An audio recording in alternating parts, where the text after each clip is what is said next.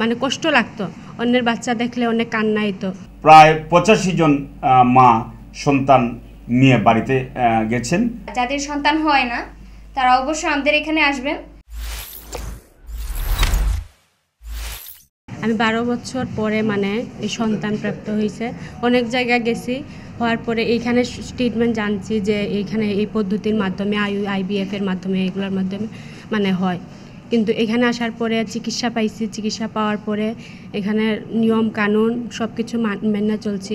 মানা যাওয়ার পরে এই মানে বাচ্চা হয়েছে। আমার 2 জন বাচ্চা একসাথে হয়েছে, যমজ বাচ্চা। জি, নাম কি রাখা হয়েছে? মনীষা, মমিতা। এবার ওদেরকে পাওয়ার পরে মানে অনেক খুশি আমি, আমার ফ্যামিলির সবাই অনেক খুশি। মানে কষ্ট লাগতো, অন্যের বাচ্চা দেখলে অনেক কান্না হইতো, দেখতাম কিন্তু চাইয়া থাকতাম। অনেক কষ্টের পরে যে পাইছি, যে মানে অনেক মানে কী করবো, অনেক খুশি আছি আমি। এই যে বন্ধাত্বের কাজের মধ্যে সবচেয়ে গুরুত্বপূর্ণ একটা কাজ হলো IUI এবং IVF। IUI কাজ শুরু করি আমি 2016 সালে, এবং এই IUI পদ্ধতির মাধ্যমে সারা বাংলাদেশে আমার এই সেন্টার থেকে এই পর্যন্ত প্রায় 85 জন মা সন্তান নিয়ে বাড়িতে গেছেন, হাসি মুখে আমার কিনতে গেছেন।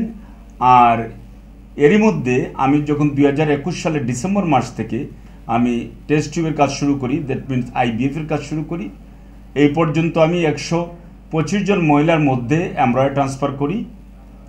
এর মধ্যে 25 জন রুগী এই পর্যন্ত বাচ্চা নেওয়া হাসি মুখে ঘরে গেছেন। এখন অনগোয়িং প্রেগনেন্সি 39টার মতো। তারা কেউ 25 সপ্তাহ, কেউ 28 সপ্তাহ, কেউ জাস্ট আর্লি প্রেগনেন্সি। এইরকম গত বেছে আমার আমরা 16 জন রুগী ট্রান্সফার করি, এর মধ্যে 12 জন রুগীর পজিটিভ আসে। আমি আশা করছি 8-10 জন রুগীর তো হার্টবিট আসবেই। আমরা আগামী 5-7 দিন পরেই আমরা TBS করে দেখব তাদের হার্টবিট আসছে কিনা। এই মোটামুটি আমি কাজ করে যাচ্ছি। এখানে আসলে এই ব্যাপারটা কি, সবাই তো সফল হবে না। IVF এমন একটা পদ্ধতি, এই পদ্ধতিতে যে 100% সফল কোনো দেশই সম্ভব না। আমরা যে কাজ করি, আমরা বাংলাদেশে যারা কাজ করি, ধরেন এই দেশের সাকসেস রেট অ্যারাউন্ড 35-40 এরকম। আমিও আমার সেন্টারের সাকসেস রেটও টেক হোম বেবি রেট 40-42 এরকম আছে। কিন্তু প্রেগনেন্সি পজিটিভ 60 to 70% পজিটিভ আসে। কিন্তু পজিটিভ আসলেই তো সে বাচ্চা নিয়ে ঘরে যাবে না, কারণ এর মধ্যে 9 মাস, এই যে আমরা 9 মাস 7 দিনের কথা বলি, এই সময়ের মধ্যে অনেক ঘটনা ঘটতে পারে। কারো বাচ্চা ফুল টার্মে যায় না, বাচ্চা পানি ভেঙে যায়, রক্ত ভাঙে, বাচ্চা মারা যায় পেটের ভিতরে, এরকম ঘটনা আছে। যাই হোক, আমি সবার উদ্দেশ্যে বলবো, যারা সন্তান ধারণ করতে পারছেন না বা বিভিন্ন সমস্যার, স্বামী অথবা স্ত্রীর সমস্যার কারণে হচ্ছে না, খুব তাড়াতাড়ি আপনারা এই বন্ধাত্ব নিরাময় কেন্দ্র, যেখানে শুধু ইনফার্টিলিটি রোগী নিয়ে চিকিৎসা হয়, এখানে আসেন। আমাদের বাংলাদেশেও এই চিকিৎসা অনেক অ্যাডভান্স হয়ে গেছে। আমি এখানে কাজ করছি, ঢাকাতে অনেক সেন্টার আছে। আমি আশা করব আপনারা যথোপযুক্ত জায়গাতে গিয়ে চিকিৎসা নেবেন এবং সফলতার মুখ দেখবেন। আমার নাম হচ্ছে আন্না তারিয়া। আমি এখানে কাউন্সেলিংয়ের কাজ করি, Sreemangal Dipshikha infertility care and counselling centre. আমাদের এখানে মূলত কাজ হচ্ছে যাদের নিঃসন্তান আর কি, যারা বিভিন্ন দেশ বিদেশে আছেন, তারা যাদের সন্তান হয় না তারা অবশ্যই আমাদের এখানে আসবেন। বাইরের দেশে আর যেতে হবে না আপনাদেরকে, কারণ এটা আমাদের এখানেই আছে শ্রীমঙ্গলে। আপনাদের যা যা সমস্যা আছে অবশ্যই আপনারা এখানে আসবেন, আমাদের এখানে চিকিৎসা নিয়ে যাবেন, অবশ্যই সফল হবেন। সফল হয়ে আপনারা হাসি খুশি মুখে বের হতে পারবেন, বা বাচ্চা কোলে নিয়ে আপনারা খুশি হয়ে বাড়ি ফিরতে পারবেন। আর অবশ্যই আপনারা আমাদের এখানে আসবেন, সিলেট অঞ্চলের শ্রীমঙ্গল উপজেলায় আর কি, দীপশিখা ইনফার্টিলিটি কেয়ার। কষ্ট যদি না করো আর যদি ধৈর্য না ধরো তাহলে তো বাচ্চা পাবে না। কিন্তু আপনাকে এমনভাবে ধৈর্য ধরতে হবে, এমনও হইতে পারে, হয়তো নাও হইতে পারে, কারণ এটা কপালের আপনার, এটা হলো সব উপরওয়ালার ভরসা। তবে চিকিৎসার মাধ্যমে যাইতে হবে। তখন সে বললো ঠিক আছে বাবা, আমার যাই হোক তবু আমি একটু চেষ্টা করে দেখব। তিনি তখন চলে আসে এইখানে আসে, স্যারের সাথে আলাপ সালাপ হইল। তখন স্যারের মাধ্যমে আমরা যখন পাইলাম, তখন স্যারে বললো যে হ্যাঁ তোমার কত ফল এসে গেছে দুটা। তো স্যার খুব আনন্দ লাগলো। আমরা পরিবারের মধ্যেই তারপরে আমি বিহারের পরিবারের মধ্যে সবাই আনন্দ, খুব খুশি লাগলো।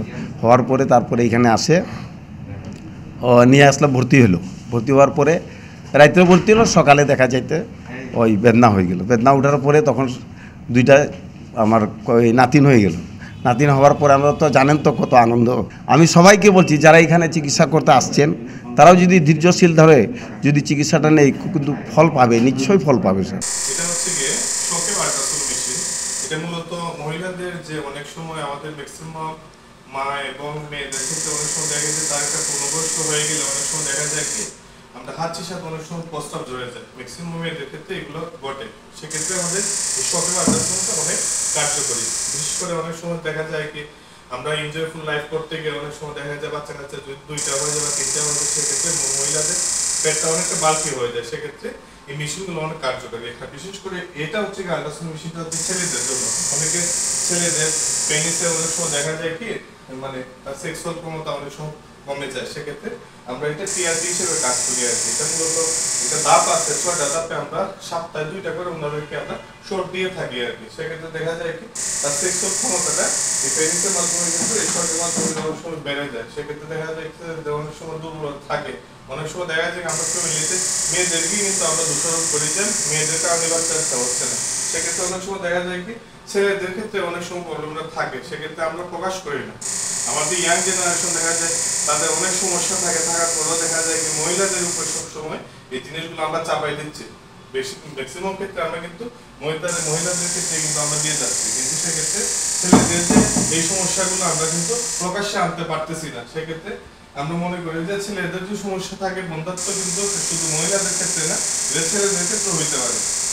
সেক্ষেত্রে আমরা এটা মানে সিলেট ডিভিশনের মধ্যে একমাত্র আমরা এটা আর্টিফিশিয়াল এই 2টা যন্ত্র ছেলে এবং মেয়েদের জন্য আমরা ব্যবস্থা করে রাখছি। সেক্ষেত্রে যাদের এই সমস্যা ভুগতেছে যে মেয়ে ছেলেদের যৌন ইয়েতে সমস্যা থাকে, সেক্ষেত্রে অবশ্যই দীপশিকা ইনফার্টিলিটি কেয়ার কাউন্সিলিং সেন্টারে অবশ্যই যোগাযোগ করতে পারে।